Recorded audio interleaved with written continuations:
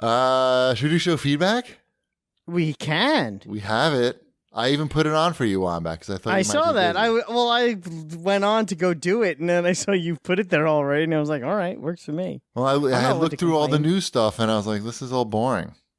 Hey, I'm not one to complain. And then I said, how about some boring show feedback instead? That's why we're here. Regarding Red Dead Redemption criticisms from me mostly, Bickle had to say, just to punch the dead horse one last time, I really enjoyed the Red Dead criticisms. All of the reviews were busy giving overly generous reviews that there was no real objectivity. I knew you guys would be willing to discuss the places where the game falls short. I feel like we did. Are people still talking about this game? I still get a lot of posts on my Twitter feed of when people find a glitch that they find funny. Oh, just show not to you directly, but just in general. People are sharing. Just in general, like, oh, look how stupid this guy is. He walked into the wall and fell down. He's stupid. It is dramatic when you crash with your horse. It is so dramatic. Sometimes there's no rhyme or reason for it either. Correct. Like I'll jump over a log, and then there'll be a rock that's lower, and that'll completely wipe me out. I had a head-on collision with a stagecoach, and I went like into this. The horse like rolled up the other horse. It was pretty crazy.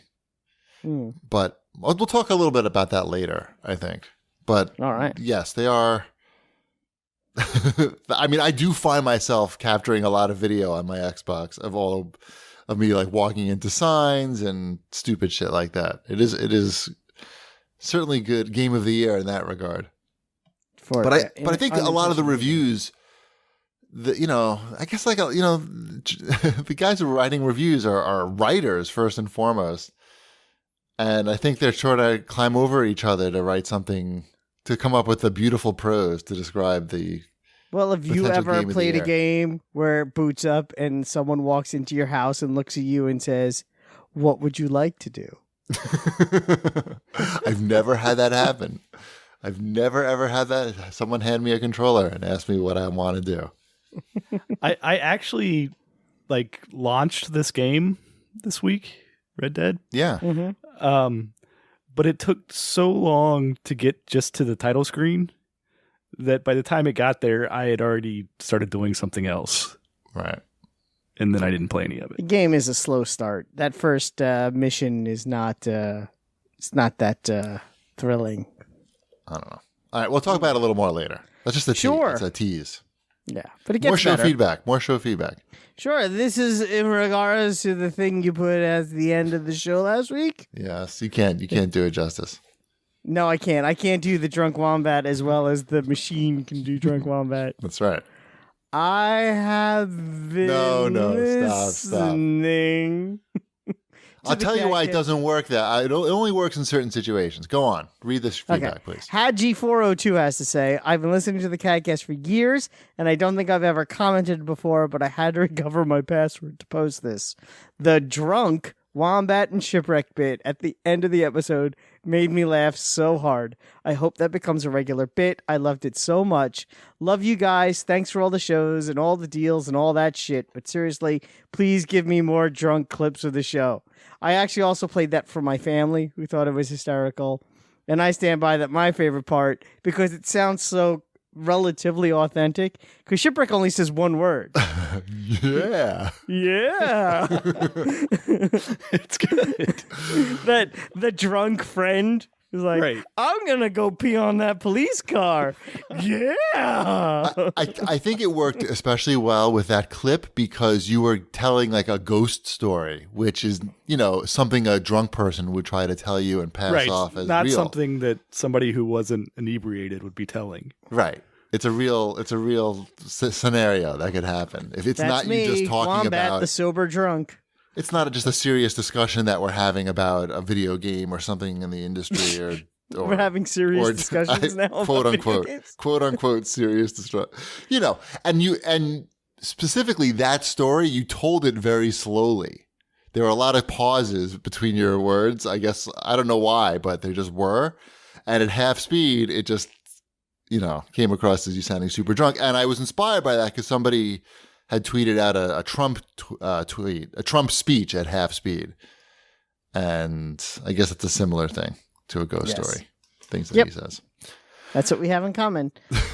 Regarding the Diablo mobile announcement at DiabloCon, BlizzCon, Dran had to say, on the topic of Diablo Immortal, I think you guys didn't quite get the reason for the outrage. It wasn't as much the fact that people were offended at the idea of a mobile game, which honestly is probably going to be okay and definitely successful, but it was the fact that Blizzard was so disconnected from its fan base and its audience that they thought BlizzCon, a convention attended by hardcore PC gaming fans in the majority, a con people pay money and flight tickets and hotels to attend to, was the adequate venue to sell them on a mobile game nobody attending wanted. I can't disagree with that. Nope. That seems reasonable. What if everything else remained the same, okay, except at the end of that, what's the name of the mobile game? Oh, Immortal, Diablo Immortal. At the end of that presentation, they said, and it's available right now, and you can download it. Or they're the first people who are going to be able to play it. Do you think everyone here gets a code to download it today, and you all get a piece of gear only available to BlizzCon attendees? Right. What would the reaction have been? Same reaction, or they would have torn the seats in half? No, I don't know. I don't think literally so. There would have been ejaculate on the ceiling. Shipwreck. What do you think? Wombat's being caked on silly. ejaculate on the ceiling. Wombat's being gross and silly. Cakes. It would have got over better. Anytime you give anybody something for free. It'd be like this combination of semen and blood everywhere. And then it would have kind of like dripped into the cover of the Diablo box. Stop it. Is that too gross? People are trying to eat while they listen to this. So they don't want to hear about blood cum. Right. I will agree that it didn't seem like a good show. And I know that those tickets aren't expensive, nor are they easy to get. You have to, no one's just coming into BlizzCon ticket. See what I did there, Wombat? No one's just, accidentally getting BlizzCon tickets there. They probably sell out in 2 seconds, and they probably cost a couple $100. And hotel and all that shit, it's a huge expense and pain in the ass. So yeah, people are expecting to get something out of it, not just an announcement for a mobile game that's not out yet, even. And not even like that's what they had to show. I know, but even they could have thrown up a logo, a Diablo 4 logo, or like they could have, made a cutscene. Just made like a CG video about Diablo 4 that has nothing to, it doesn't need to be in the game or anything, just some bullshit. That's all. Some fan service. It's a fucking fan convention. Where's the fan service? I think that's I'm sure complaint. There was some somewhere, just not during the keynote. Like, that's not the whole convention, right? They just don't do a keynote and then everybody leaves. I think everybody left after that one. They were so disappointed. After they ejaculated onto the ceiling, they left. I don't know. Okay. I'm sorry that some people were upset. I like my plan. I think it wasn't just that the people there that were upset, though. It was the big problem is the reaction online, right? Like that everybody's so angry online, even though they didn't buy tickets and they don't have any stake in it. They were angry for the people who did those. Sure. Things. I'm sure the internet is just so empathetic. That's one thing I've always said about the internet is it's the home of empathy. It is for anger, though. I really feel hateful empathy is great. Yes, it really, really takes it to the next level. The internet.